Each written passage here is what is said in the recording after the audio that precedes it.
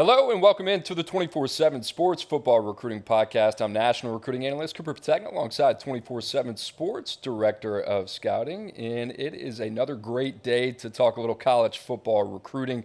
Five-star Ryan Wingo, he's coming off the board later today, 5 o'clock Eastern Time, 4 p.m. Central. That will be on the 24/7 Sports YouTube channel. We'll talk about that, and we got a lot more to get to. But Drew, it seems like you are the good luck charm for the Florida Panthers last night. I saw the win over the Sharks. Here's the other thing. You didn't tell me that the Sharks haven't won a game this year, so it must have been pretty easy living last night, huh? It was, man, but it was a late night. Like, the game didn't start till 8. Got home late, had to take care of the dog. Kind of dogging this morning. Slow start to the Wednesday. All right, well, let's ramp it up a little bit. And the best way to do that, little espresso shot on the show, we got to bring in our 24/7 Sports Director of Research, Ryan McGrady. Time for the McNuggies, if we want to call it that, but Random College Football Player of the Day. This one, I got to admit, pretty random coming for our boy Andrew Ivins. McGrady, what we got? Well, Andrew knows they got a big game with Florida and Georgia coming up this weekend, so let's go with the legend in that series, tight end Ben Troop from University of Florida. He went to Butler High School in Augusta, Georgia, played for Steve Spurrier and Ron Zook at Florida from 2000 through 2003, had 64 career receptions for 958 yards and 7 TD catches. He was the team captain his senior year, first team All-SEC, Mackey Awards finalist as a senior, and he caught the game-winning 10-yard touchdown from Rex Grossman in the opening drive of the fourth quarter in the Gators' 20-13 win over undefeated number 5 Georgia back in 2002. Second-round pick, 40th overall by Tennessee, played 5 years in the NFL, and now he's a motivational speaker, author, philanthropist, and ESPN radio host. How about Ben Troop, man? What a career there. Drew, I'm sensing a little bit of a trend from us 90s babies. Ben Troop played 2000 to 2003. Al Roberson is who we highlighted yesterday. Before that, Greg Paulus. What made you think of Ben Troop out of all the players out there? Why was it Ben Troop this week? The Florida-Georgia game, he had that big catch. I remember that from my youth, and anytime he caught a pass, the whole stands would go, Troop. He's one of those guys. And then he was like the Kyle Pitts before the Kyle Pitts, like this weapon of a tight end. And I searched on YouTube for some highlights. Cooper, Ryan, do you guys remember when the SEC was on Jefferson Pilot? That brought some throwbacks. Forget, man. I remember I was so upset. LSU fan. I don't know how old I was. Bluegrass Miracle. LSU. Everybody thought was going to lose that game. Marcus Randall to Devery Henderson, 75-yard touchdown. JP Pilot, right? That was the one that carried that game. I was under my parents' bed. I was so upset. Hey, young Coop, man, just a very passionate guy. Ryan McGrady, thank you very much. And guys, just a reminder, you are watching the 24/7 Sports College Football Recruiting Podcast on the 24/7 Sports YouTube channel. You can also check us out on Spotify and Apple if you're going to listen to the audio version of us every Tuesday, Wednesday, 5 o'clock Eastern Time. All right, Drew, interesting article came out from our guy Garrett Callahan on the news desk at 24/7 Sports yesterday, breaking down the top 100 players from the class of 2023 per 24/7 Sports. I texted you, we started having the conversation, and now we're about almost a little past the halfway point of the 2023 season. It was pretty interesting to get some feedback on some guys that you thought would be playing more and maybe some guys that you didn't think would be seeing the field as much as they did. You and I are going to go 3 for 3. Drew, I'm going to let you start. Who do you got first? Well, I love the idea of this story, and I wish he had gone all the way through the top 247, but I'm assuming that would have taken some manpower and a lot of clicks and a lot of punching of the keyboard. At the top of the list for me, and this is one I texted you right away, By Job.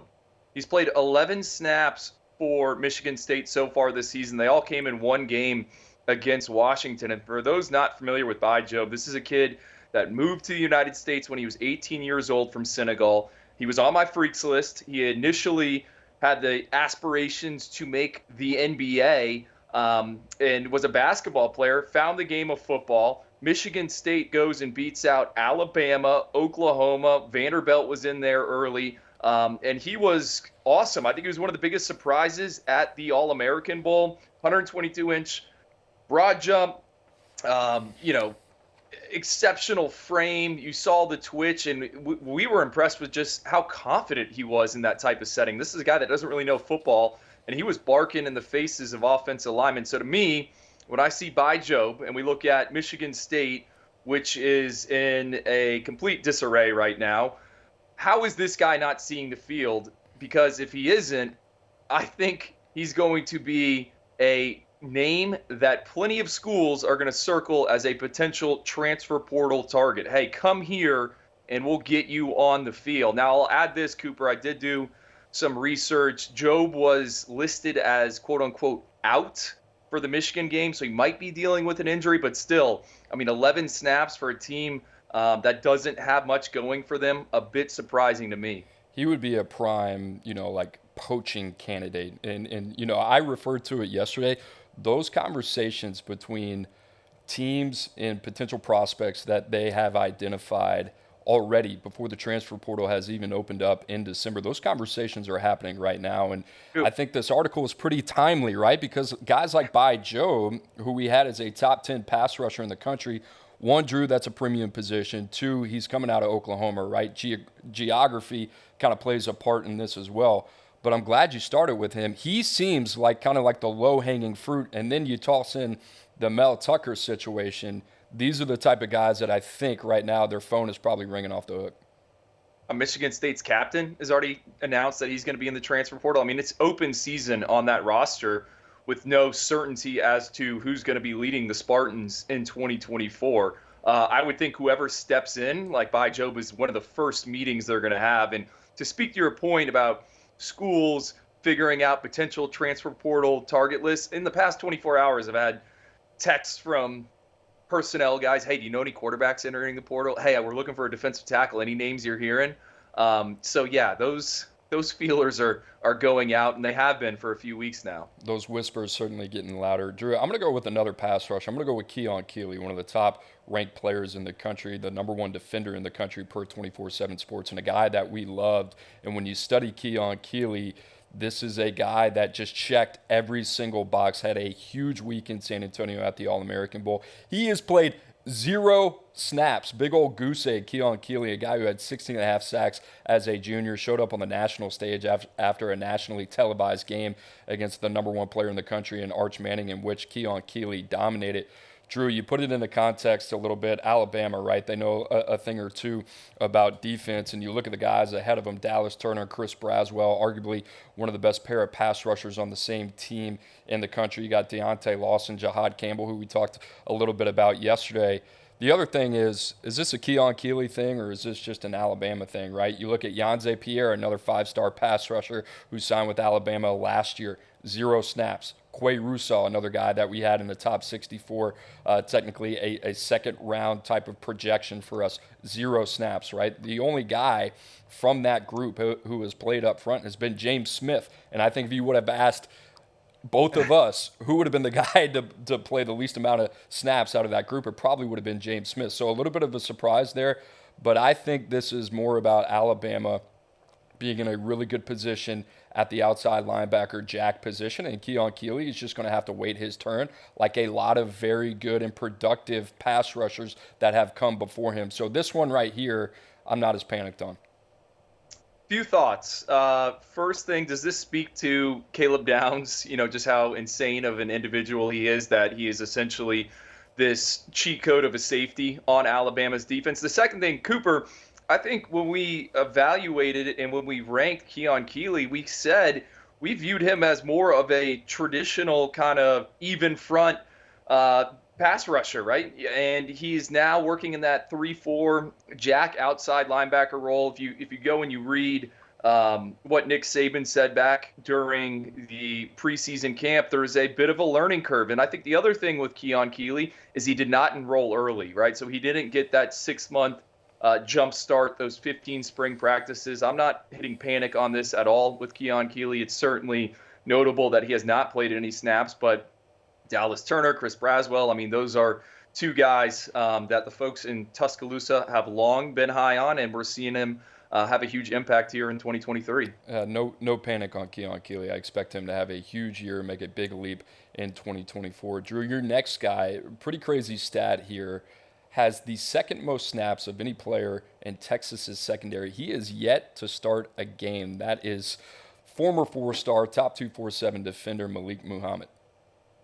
Yeah, I went back, and Malik Muhammad is a guy that was on my dream team from the OT7 finals. So people not familiar with that, it's kind of turned into the opening finals, right? It's a invite only 7-on-7 tournament. They've done it 2 years in a row. First year was out in Las Vegas, then we had it this past year in Los Angeles. It's a lot of top skill players, and Malik Muhammad made it 2 years ago out there. I thought he was the best corner for the South Florida Express. I know he's from Texas. Don't ask me about it. But that was notable because he was playing on the same team as Cormani McLean, our number one ranked corner. Fast forward to the Under Armour All-America game, and I went back and pulled up some of the stories I wrote coming out of that week.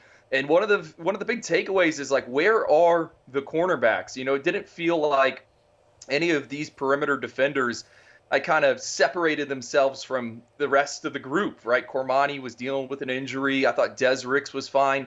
And in hindsight, I think looking back on it now, my favorite guy of the week was probably Malik Muhammad. And I think with Malik, there wasn't a ton of fresh testing data.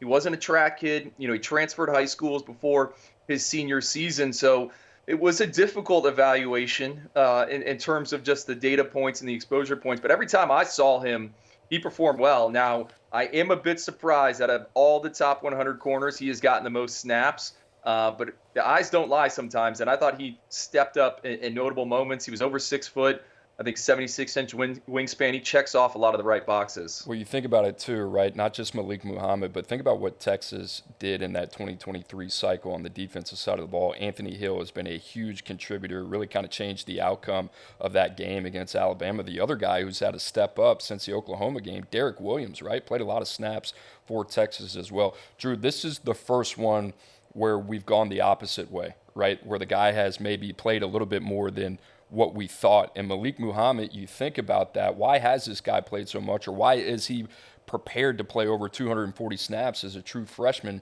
You think about Malik Muhammad, you go back to high school, 3-phase player, played multiple positions in the secondary, high football IQ, did a little bit of everything, showed out in the postseason All-American Bowl, right? It was checkbox after checkbox after checkbox. Those are the guys who end up playing, not to mention the special teams contribution as well. I don't think that's a coincidence, right? If you're looking for a pattern in the guys that are seeing snaps early, look at Malik Muhammad. I don't think you have to look any further than that. Drew, what a surprise. My next one, another pass rusher, right? LSU, Deshaun Womack, the former 5-star, 44 snaps on defense. He's got 137 snaps on the year and 94 on special teams. And I kind of dug into this one a little bit because you look at LSU's defensive line outside of Mason Smith, Mekhi Wingo, 2 interior defenders. You're like, okay, where's their pass rush coming from? A lot of talk about how Harold Perkins is being used in Matt House's system. Deshaun Womack, to me, I thought would have been a guy that could play pretty early for LSU, and he's gotten some run. He's played in 3 games and had flashes at points. Drew, this is the one I look at, and I'm like, okay, Deshaun Womack in the void of a defensive line coach at LSU right now, I think that's really kind of showing up. Jimmy Lindsey, who they hired from South Carolina, dealing with a health issue. He has been out this entire season, so LSU's really kind of had to backfill that by committee. They bring in Pete Jenkins as a consultant. He's been helping with that group, and that group has played better over the last 2 weeks. I went back and I looked at the Missouri game for Deshaun Womack. I think he got anywhere from 14 to 15 snaps in that game. This is a guy right now that you can tell is in need of a secondary pass rush move.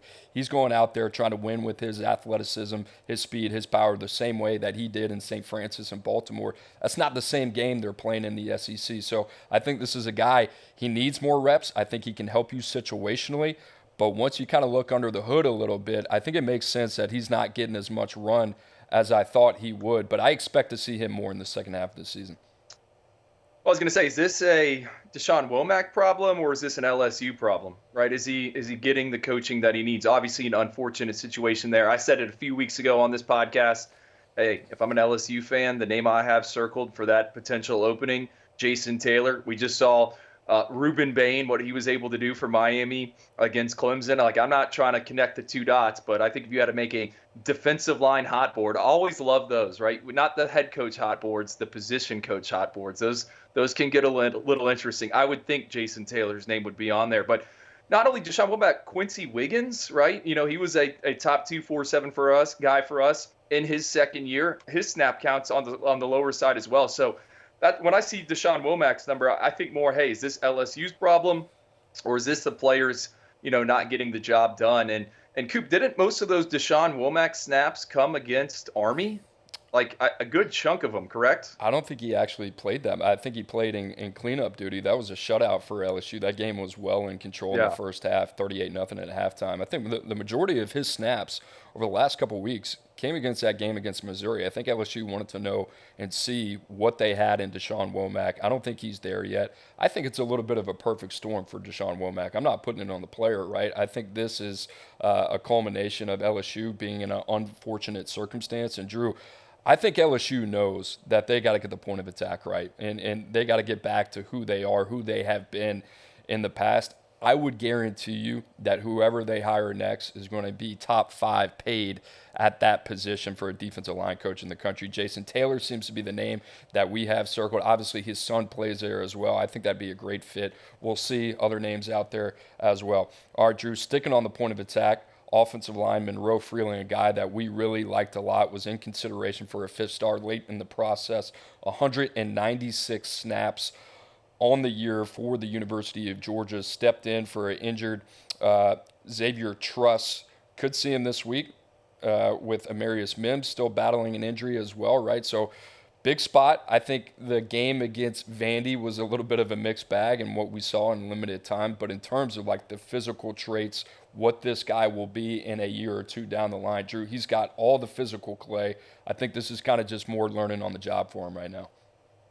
Well, I wrote this one down because I want our viewers and listeners, right? I think everyone's going to be watching Florida, Georgia on Saturday, or will be on one of those screens. And it seems like Monroe could start. And I don't know if that's the best spot, but it's certainly promising, encouraging, whatever word you want to use, that he is essentially, the 6th lineman for the Bulldogs. And Coop, do you remember when we were at the All-American Bowl waiting for an Uber and Monroe Freeling came out of the lobby with like 3 pizza boxes? I mean, he's just a unit, and he's got a yoga background. Mom was a yoga instructor. He does yoga himself, and I believe some of the biggest arm and hand measurements we've ever had in All-American Bowl check-in history.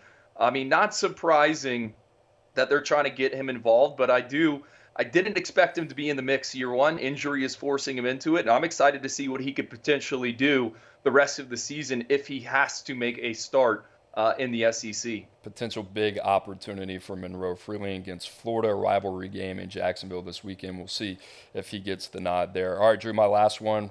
5-star receiver Jurion Dickey, 11 snaps on the season. All of those snaps came from Portland State or Hawaii, right? So this is a guy who's really not seen the field much. Drew, this one's a little bit of a shocker to me. I thought he was one of the most day one ready guys at the next level that we evaluated at the receiver position. You dig in a little bit more, didn't enroll early. This is a guy that got to fall camp late.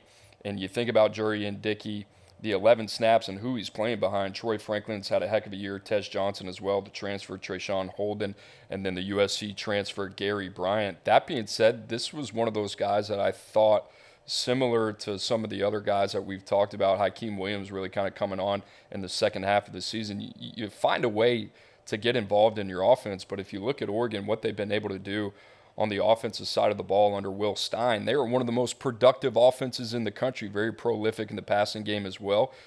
There really hasn't been a need to get Jurion Dickey involved, and you see the number 99 right there. I think Jurion Dickey is a little bit of a different cat, right? So I think he's been in his playbook. He's trying to learn. They're taking his time with him. But this would be one of those guys I'm interested to see, like Jurion Dickey's expectations versus reality halfway through the season. You wonder, do they have to get this guy involved, or is this a guy that is saying, hey, maybe this isn't what I thought it was going to be? Do I need to look somewhere else in December? I'm kind of paying attention to see what happens with him the second half of the season. Yeah, I don't know how I want to phrase this, but Jurion's a guy I was around at a few different 7-on-7 tournaments, and your calling of him being a different cat is absolutely real. I mean, he's like a guy that I think might love fishing more so than he does football. And we also got to bring up Cooper. He dealt with a ton of different injuries throughout his high school career. I think he had maybe 2 knee surgeries, just like with Keon Keeley, not enrolling early. I mean, that kind of sets you back a little bit, or it certainly doesn't put you ahead of the rest of your class. And then 3 transfer wide receivers come in. It's going to be hard to unseat those guys given how many collegiate snaps they've already played and the expectations they have when they're coming in. Yes, you want to create competition, but if you're going to go out and bring a Power 5 transfer in, they're expecting to play. I'll close with this on Jurian Dickey. Peek at Oregon's 2024 commit list. I don't think there's another receiver that the Ducks have committed right now where I'm like, okay, this guy's going to come in and certainly unseat wherever Jurian Dickey is on the depth chart. So I think the spring and the upcoming season are going to answer a lot of questions on Jurian Dickey. I mean, he's not the only one, right? Like with the Keon Keeley context, it's important to bring Yanze Pierre and Quay Rousseau. I mean, you think about Oregon as well. You got another guy in Kyle Casper at this point. He's been there for 2 years, reclassified. He was in the article that you touched on yesterday when you brought that up. And then another one, Ashton Kozar, right? These guys aren't getting a lot of run, so it is a little bit circumstantial. The other thing is, Oregon's in really good hands at the receiver position. Junior Adams had Roma Dunze, Jalen McMillan, Jalen Polk, all at Washington. Puka Nacua, we know what he's doing in the NFL. So sometimes patience is a good thing, even though the expectation for guys like Jurian Dickey is really high. So there you have it. Top 100 players per 24/7 Sports in 2023. Their snap counts.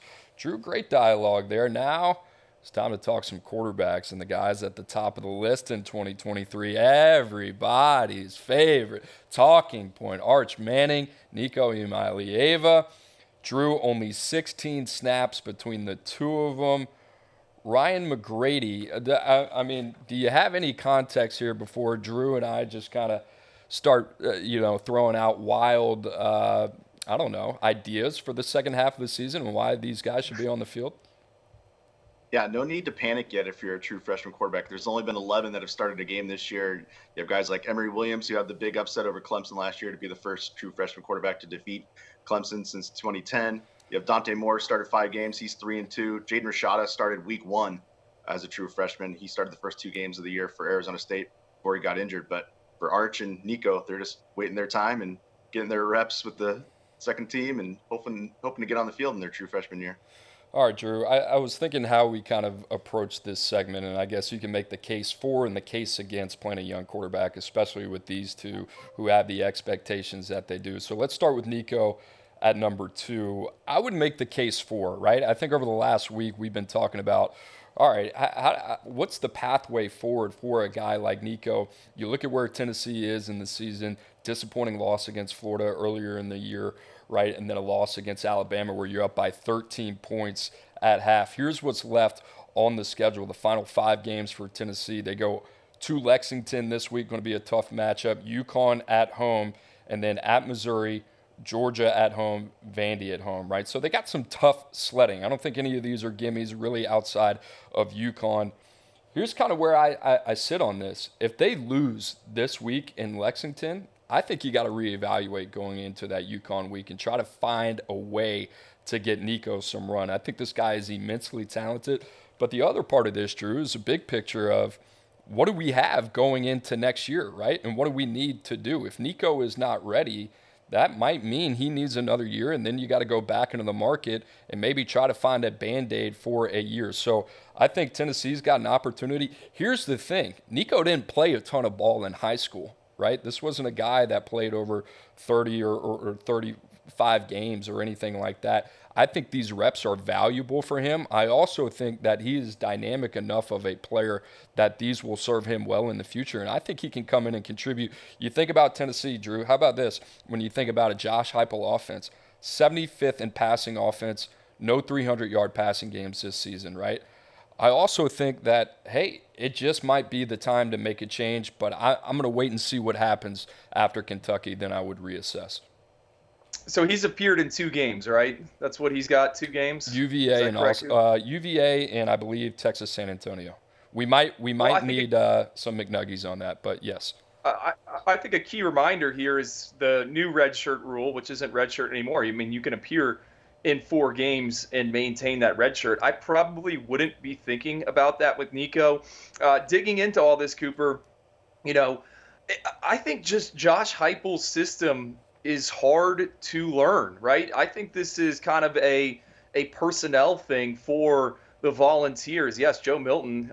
What has he had over a 300-yard passing performance? I mean, I think they are missing Jalen Hyatt. My idea for Nico would to be bring him in certain packages and take advantage of him as a runner. As a senior, in 11 games, ran for 399 yards, 6 touchdowns. This was a kid that was on my freaks list. I mean, he is 6'5". He is wiry. He's explosive. He could have played college volleyball if he wanted to. I mean, the volleyball clips, if you've never seen him of Nico as an outside hitter, I'm getting more and more into volleyball in my household. I mean, they're pretty impressive.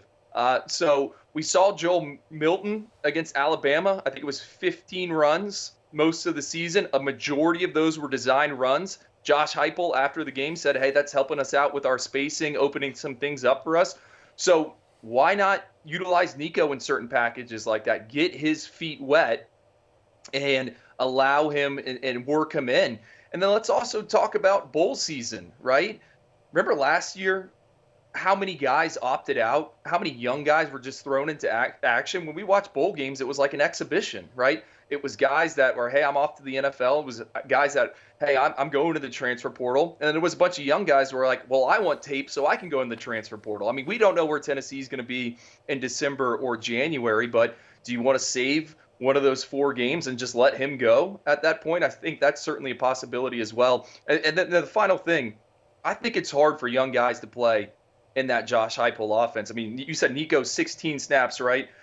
Cam Seldon has 6 offensive snaps. He was a top 247 recruit for us. Ethan Davis, the tight end, one of my favorite guys they signed in the 2023 cycle. He's been dealing with some injuries. He's played 5 offensive snaps. The year before that, they only had 2 guys play over 150 offensive snaps as freshmen. I think the timing, the concepts in that offense are hard, and it takes some time to get adjusted and to be able to play with some confidence. I do think he is built for that offense. You know, there's so many variables here, right, for Josh Heupel to consider. You got to consider the short term, right? Our team's still in it. We're 5-2.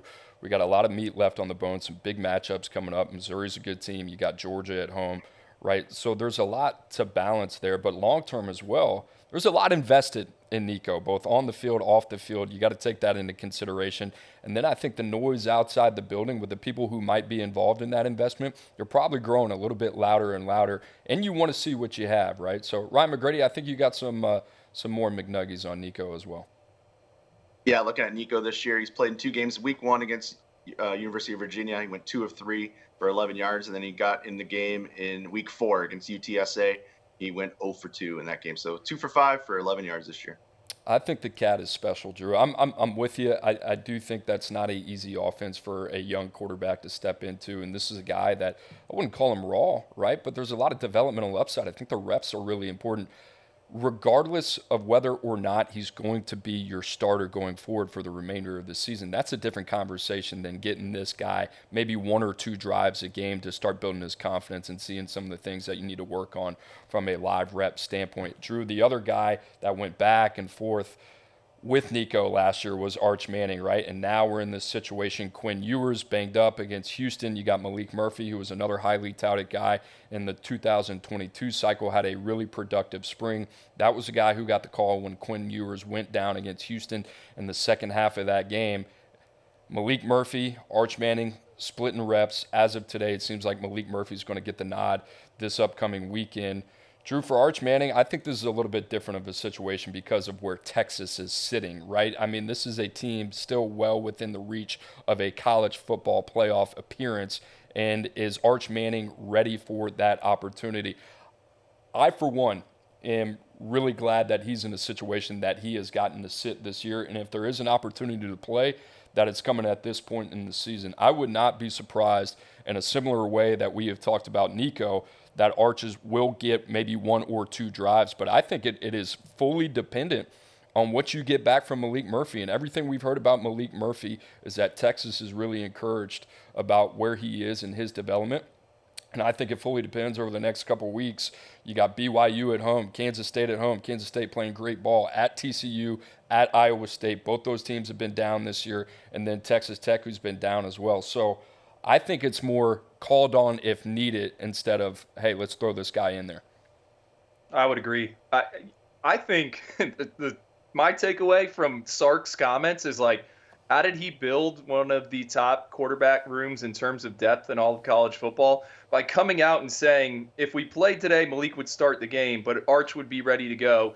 And then telling reporters that Arch is also getting first team reps. He is dangling the fruit in front of Arch Manning, motivating him, also motivating Malik Murphy. I mean, it's kind of an art what he's been able to do in terms of getting all these guys to, I don't know, believe in that they have a chance. Me personally, I would, I would only get Arch in there if it was, mop-up duty. I think Malik Murphy is going to be your guy, and we touched on it at the beginning of the show, teams circling transfer portal targets. You don't think Malik Murphy, if Arch Manning was to come in and take over from Malik Murphy, you don't think Malik Murphy's going to bounce? You don't think that there's a Power 5 program with college football playoff aspirations that are aligned, as you like to say, NIL-wise, that would be ready to make a move? I would roll with Malik Murphy. If we see Arch, you're up big in the fourth quarter, awesome. But I would keep my eye on the prize. No need to get creative here. I mean, what a hypothetical situation to just speculate on. Imagine Malik Murphy comes in over the next couple weeks until Quinn Ewers gets healthy and plays lights out, right? I mean, what does that do to the speculation in the offseason? Out of all the guys that we would have thought, is Arch Manning the odd man out, or is it Malik Murphy? How does that look? Is Quinn Ewers off to the NFL, or is he coming back with another opportunity to improve his draft stock? And it's like, if Quinn Ewers is healthy, he's probably out, right? But now you throw in this wrinkle, and it's like, who knows? Maybe he's coming back for another year. There's so many different ways this Texas quarterback room can go. I mean, how much money did Malik Murphy make himself for that performance in the spring game? That was like the talk of the spring. now imagine if he goes and lights it up on an actual college football Saturday. It'll make for some fun December off-season fodder. He'll be getting paid either way, either by Texas or somebody else, right? So he's in a very advantageous situation, I would say, over the next couple weeks, and got an opportunity to make some bread. Guys, just a reminder, you are watching the 24/7 Sports Football Recruiting Podcast on the 24/7 Sports YouTube channel. You can also check us out on Apple and Spotify. All right, Drew, big commitment coming up this afternoon, 5 o'clock Eastern, on that same 24/7 Sports YouTube channel. You can check it out there. Ryan Wingo, number 2 receiver in the country, number 5 player. Drew, it looks like this is coming down to Texas and Missouri. And 100% of the crystal ball as we film and record this show today is currently on Mizzou. Our director of recruiting came out earlier in the day, and it seems like Texas is picking up some steam. Drew, you talked about dangling the fruit. If I'm Ryan Wingo, man, I'm leaking one of these reports every hour, driving that price up and see what happens, right? We talked yesterday on the Cover 3 podcast with Bud Elliott. You can check that out on the Cover 3 YouTube page as well, about Ryan Wingo, where he might end up. Drew, let's start with Missouri. I mean, just in your mind, I guess we can start from 30,000 feet. We'll get into the player a little bit later. But what would this mean to Mizzou and Eli Drinkwitz, who on the recruiting trail, they're starting to pick up some steam. They got the number 1 defensive lineman in the country with Williams Nwaneri, but also at the same time, they got one loss on the season to a pretty dangerous LSU team. So Missouri's sitting in the best place on the field they have been in a while, and potentially off the field as well. Well, it would give them 2 5-star prospects. That's more than LSU, Auburn, and Ole Miss, and just as much as Tennessee and Alabama. I don't think I would have ever said that sentence.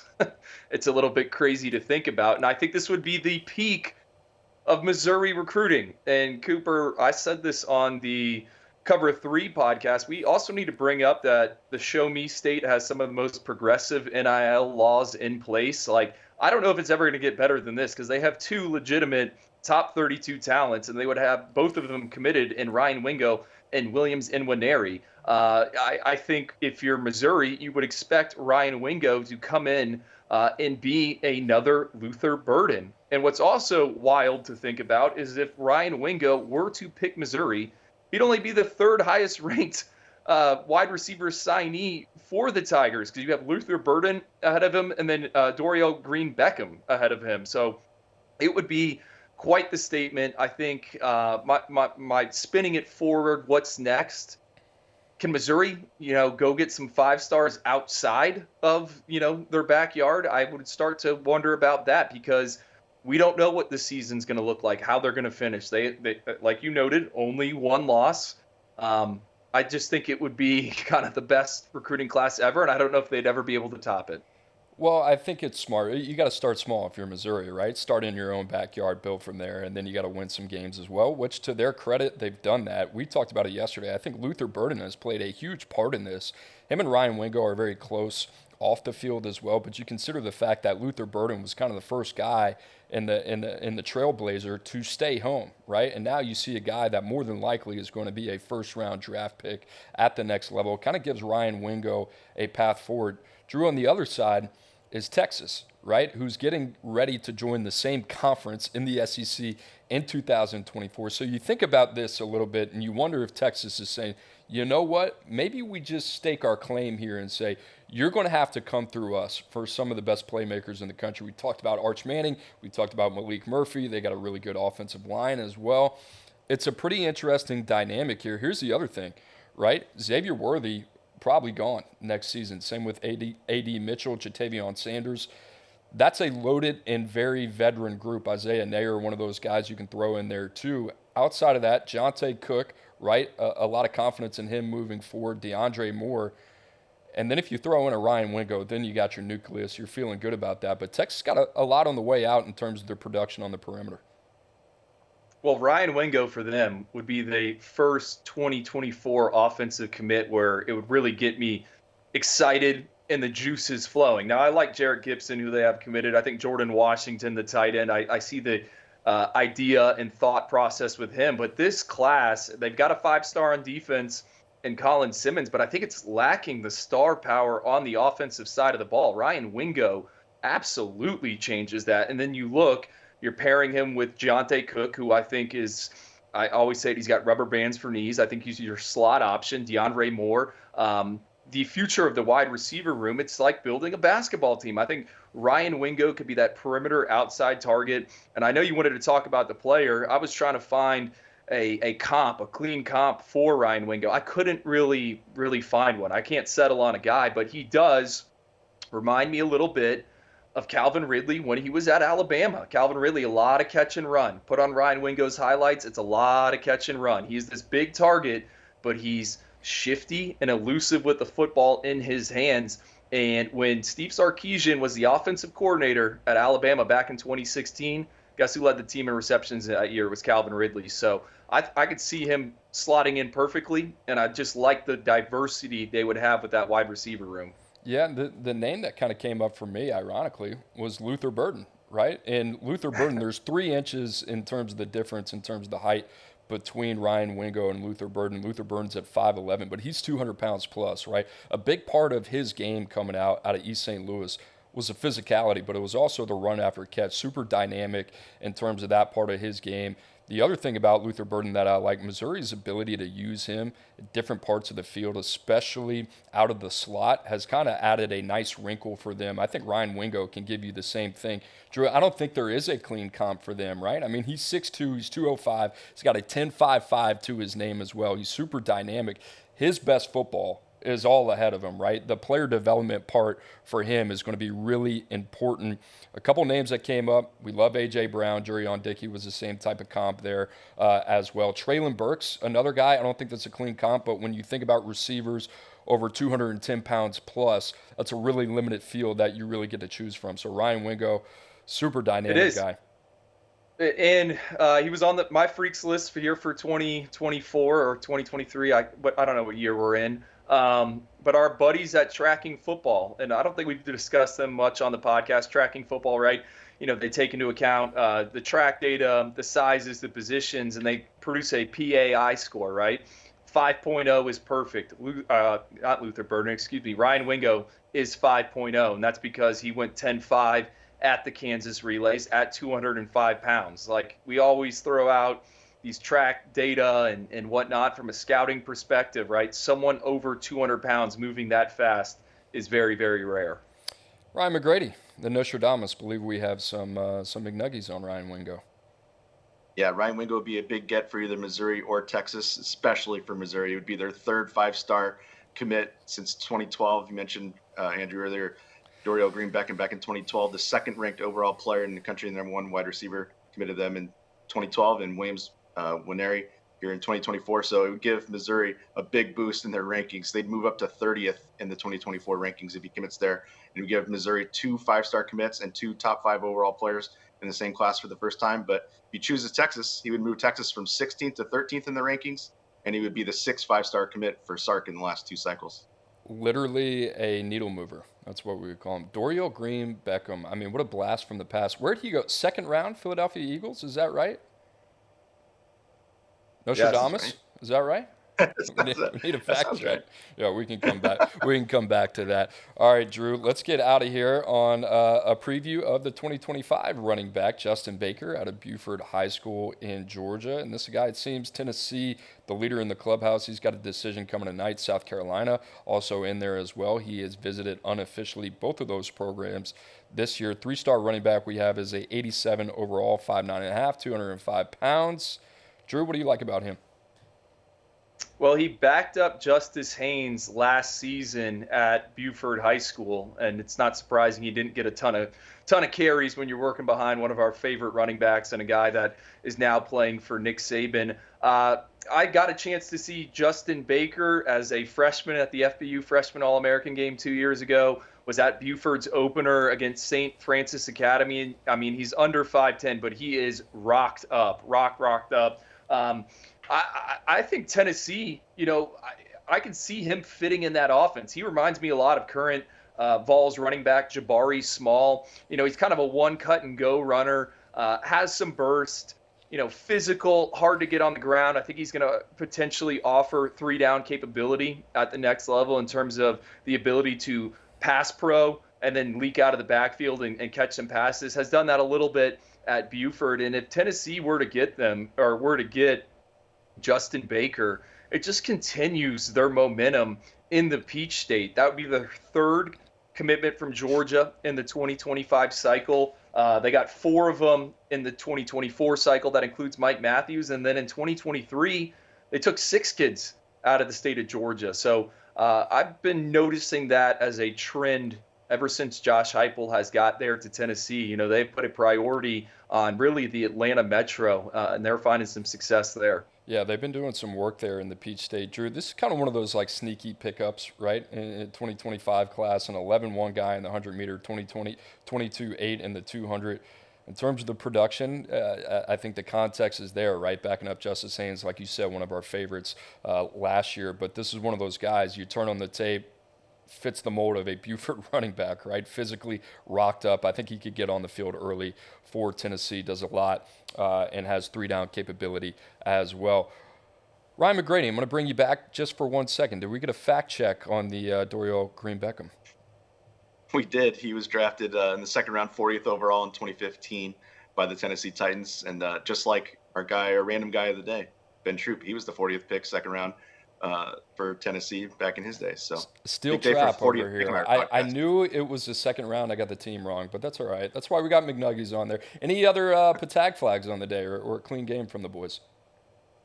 Only Petagna flag is no mention of Rutgers. I know your guy Lance Glenn would be mad if we didn't mention this week. Rutgers, full eligible, 6+ wins for the first time since 2014. He must have texted you on the side because there's no way that we were actually going to allow that. Yep. So we got the Rutgers shout out for the first time in a while. I thought I was living a dream. We haven't talked about Rutgers in 2 weeks. All right, guys, for our 24/7 sports director of scouting and our director of research, Andrew Ivins and Ryan McGrady, I'm Cooper Petagna. We will see you recruiting nerds next week.